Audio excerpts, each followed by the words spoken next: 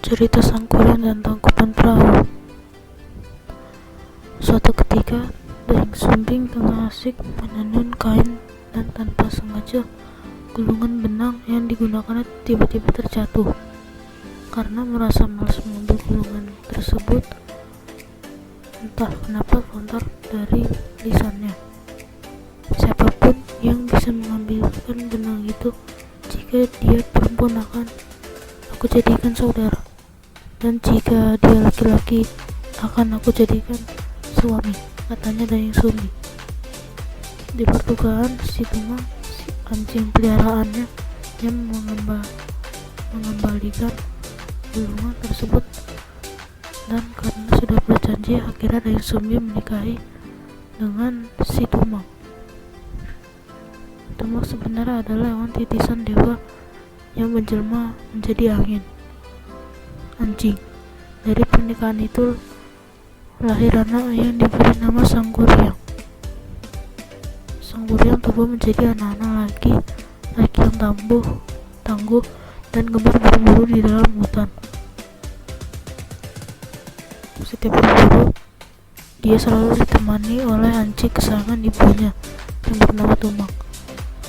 Dia juga tak mengetahui bahwa Tumang adalah ayahnya, karena memang sengaja dirahasiakan oleh ibunya, Dayang Sumbi. Suatu hari ketika Sangkuriang hendak berburu bersama Tumang, disuruhnya Tumang untuk mengejar babi betina Wayung, yang tak lain adalah ibunya Dayang Sumbi. Karena tidak menuruti perintah Sangkuriang, dibunuhlah si Tumang oleh Sangkuriang.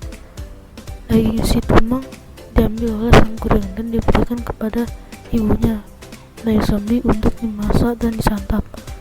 Mengetahui bahwa yang dimakan itu adalah dagingnya si Tumang, kemarahannya pun memuncak. Seketika itu, kepala Sangkuriang dipukul hingga terluka dan diusir dari tempat tinggalnya. Sangkuriang yang merasa kecewa dengan perlakuan ibunya itu pergi mengembara.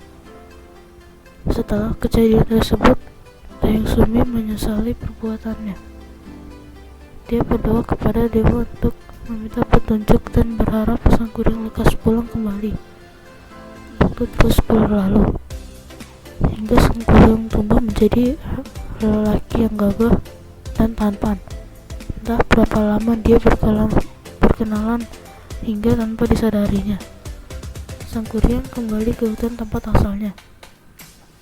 Di sana, Sangkuriang terpesona kepada orang putri yang ditemuinya di tengah hutan, yang tidak lain ibunya sendiri, Dayang Sumbi.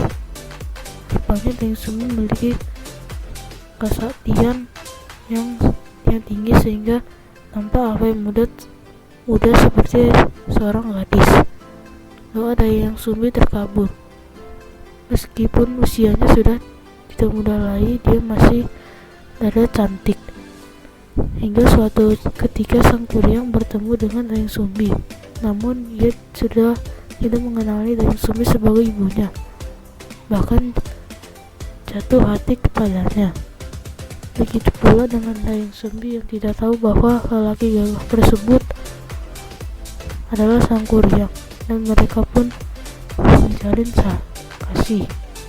Suatu hari Dayang Sumbi tengah membelai kepala Sangkuriang.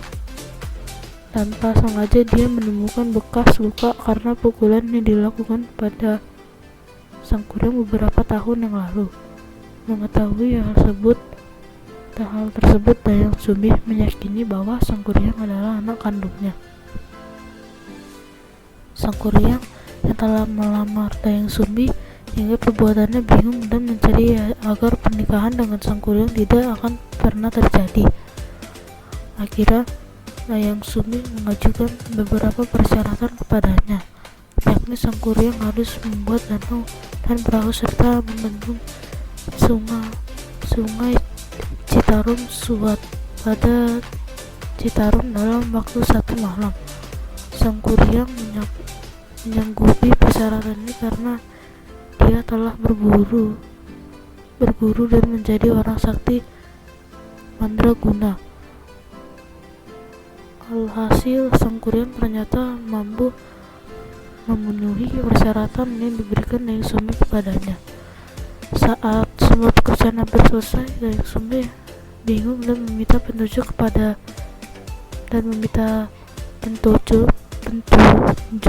dewa. Sang dewa memerintahkan supaya Dayang Sumbi menghibaskan selendang yang dimilikinya, dan secara gaib matahari muncul di ufuk timur, tanda pagi telah datang. Sang kuryang yang merasa gagal menjadi geram. Kemudian dia menendang perahu yang setengah jadi dengan sekuat tenaga dan terguling dalam keadaan terlungkup, hingga akhirnya muncul sebutan Tangkuban Perahu.